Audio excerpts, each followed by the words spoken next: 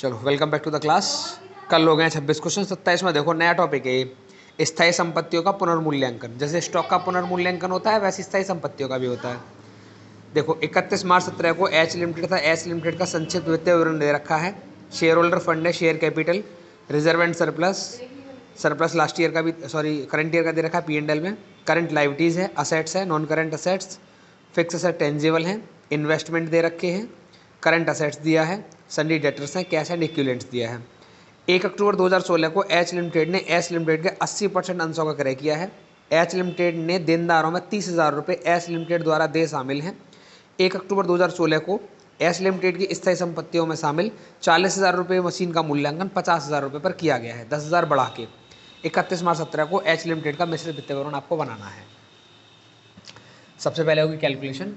Question number है 27। Calculation of holding ratio.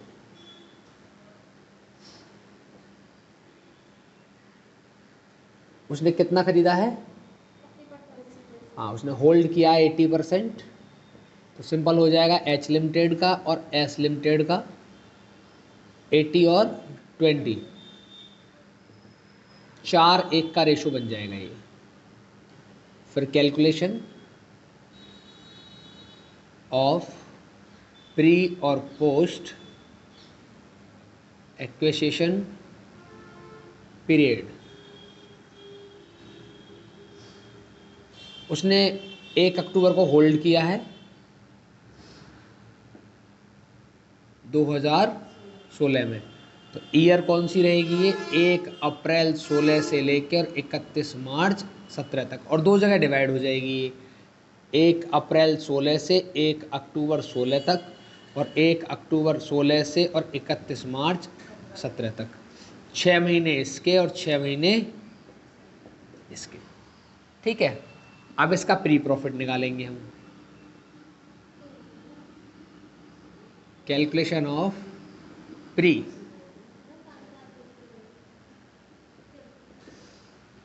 Acquisition profit, मतलब capital वाला। चेक करो एडजस्टमेंट में कोई प्रॉफिट दे रखा है क्या? एडजस्टमेंट में कोई प्रॉफिट नहीं है ना? ठीक है, बताओ जनरल रिजर्व कितने का है? हाँ, सब्सिडी का 80,000 का जनरल रिजर्व है, और प्रॉफिट एंड लॉस सरप्लस का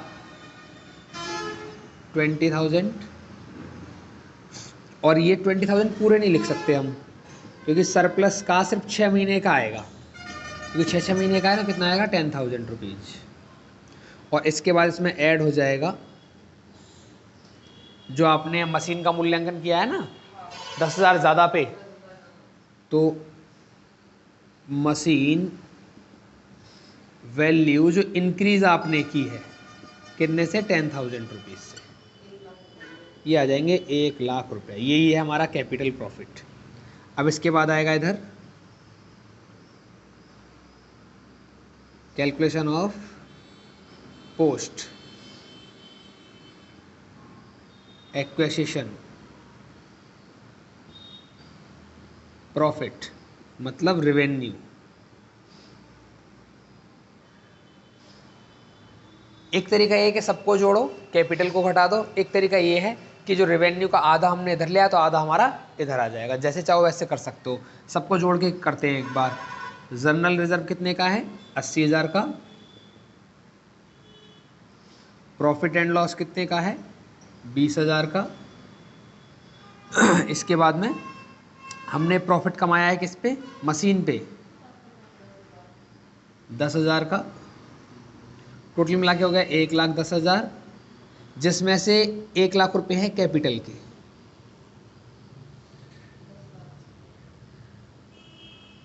हमारे पास बचेंगे 10,000। यही हमारा क्या है? रेवेन्यू। इसको हम दो जगह बांट लेंगे, एक बार होल्डिंग में, एक बार सब्सिडी में। किस रेशो में? 4 और 1 के रेशो में। बात आ गई समझ में? आया तक? एक का आएगा 8,000 रुपये, एक का आएगा 2,000 रुपये। चलो दूसरा कैलकुलेशन किसका रहेगा? हाँ, कैलकुलेशन ऑफ गुडविल या कैपिटल रिजर्व। देखो कैसे करेंगे इसको। पहले हम देखेंगे परचेज वैल्यू कितनी है उसकी, 80%। बताओ जरा कितने रुपए के शेयर हैं उसके। तो 1,00,000 का 80% परचेज किया हुआ है, कितना, 80,000 का। प्लस करेंगे इसमें कैपिटल प्रॉफिट।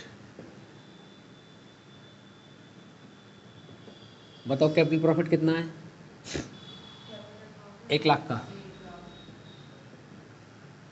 1,00,000 का निकालना है 80%, निकालो। दोनों को ऐड कर देंगे, टोटल हो जाएगा 1,60,000 रुपया। इन्वेस्टमेंट कितना किया है, 2,30,000। देखो 1,60 की वैल्यू खरीद रहे हैं, 2,30,000 का पेमेंट कर रहे हैं, देन क्या रहेगा, गुडविल बराबर 70,000। कैसे आया ये, 230 माइनस 1,60,000, ये बना है 70,000 का। इसके बाद में कैलकुलेशन होगी माइनॉरिटी इंटरेस्ट की। कैलकुलेशन ऑफ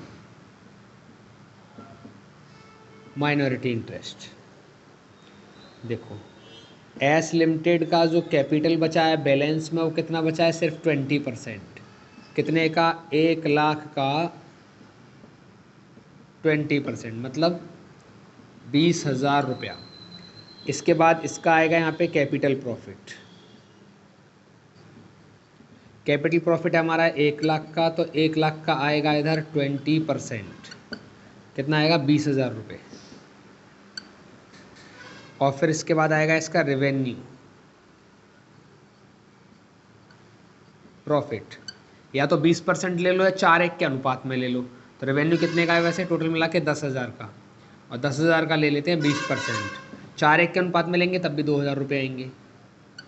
टोटल मिला कितना हो गया, 42,000 रुपया। चेक करते रहना वैल्यू के साथ साथ। इसके बाद कैश में स्टॉक की कैलकुलेशन दी है, स्टॉक के बारे में नहीं दिया ना, डेटर्स। अच्छा डेटर्स क्रेडिटर्स हैं, तो डेटर्स क्रेडिटर्स के बारे में जब भी देगा एक बार क्रेडिटर्स में से लेस कर दो, एक बार डेटर्स में से लेस कर दो, ठीक है। अच्छा अब इसमें एक वैल्यू रह जाएगी हमारे पास किसकी, हाँ, कैलकुलेशन ऑफ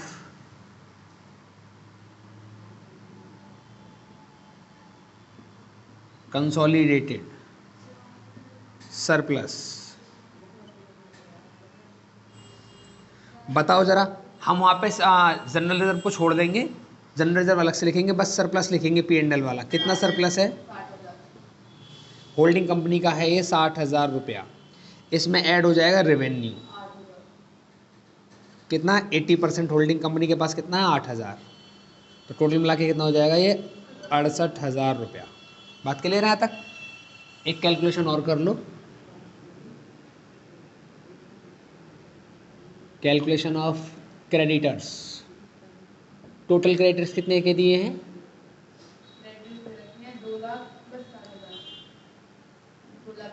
2,00,000 और प्लस 60,000, टोटल मिला के हो गए 2,60,000 के। और इसमें से माइनस करना पड़ेगा जो दूसरे वाले के हैं ना, दूसरे वाले एस लिमिटेड के, कितने माइनस करने हैं हमको, 30,000। कितने बचेंगे, 230। ऐसे हमको कैलकुलेशन करनी पड़ेगी डेटर्स की।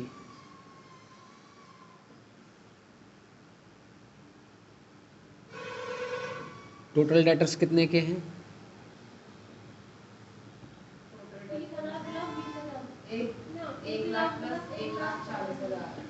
1,00,000 प्लस 1,40,000, तो हो जाएंगे कितने ये, 2,40,000।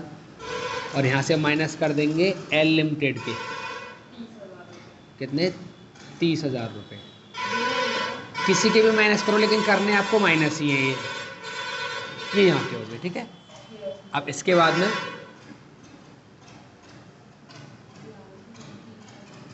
Calculation of machine value. बताओ जरा मशीन कितने की है, मशीन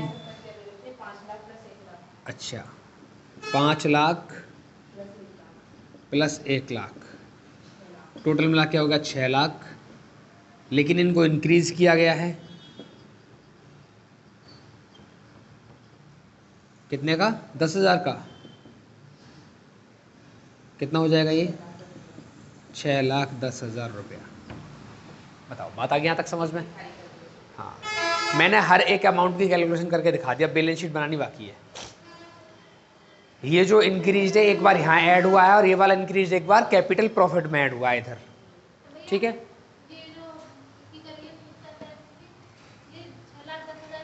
6,10,000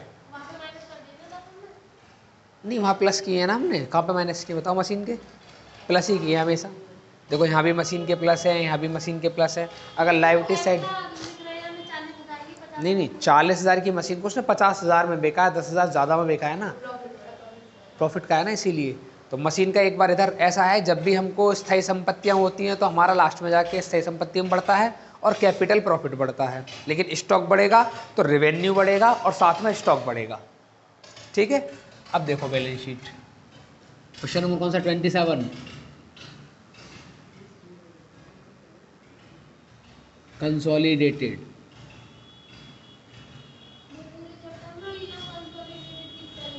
बैलेंस शीट,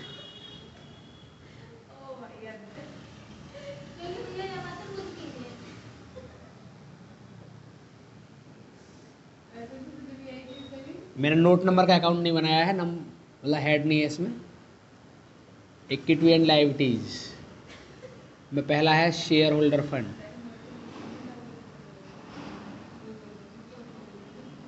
बताओ जरा कितना शेयर होल्डर फंड में शेयर कैपिटल कितने की है?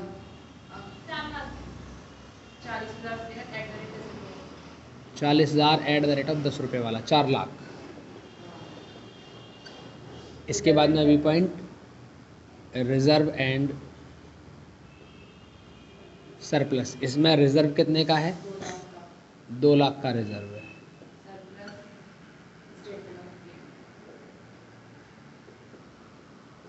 हमने निकाला है सरप्लस, ये रहा 68,000। सी पॉइंट किसका आएगा, माइनॉरिटी इंटरेस्ट, 42,000 रुपया कैलकुलेशन में है। नंबर 2 करंट लायबिलिटीज,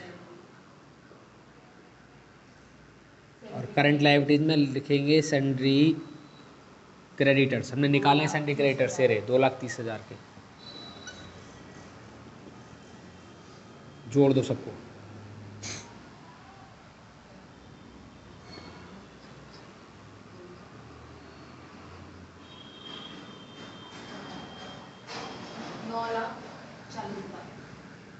नौ लाख 40,000, ये हो जाएगा टोटल लायबिलिटीज। असेट्स में फर्स्ट आएगा non current assets,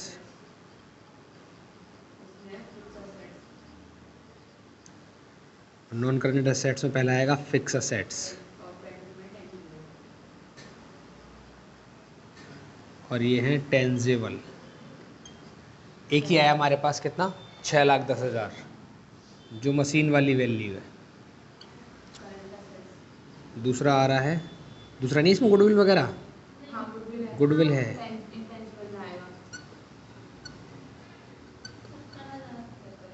goodwill calculation में हमने निकाली है कितना, 70,000।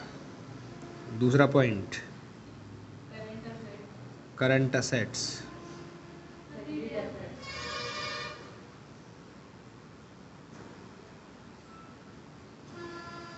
डेट रिसीव हमने निकाले कितने, 2,10,000 के। इसके बाद कैश या बैंक, 30,000 प्लस 20,000, 50,000, ये भी हो गया 9,40,000 टोटल। ये हो गया यहाँ पे टोटल असेट्स। क्लियर है बात?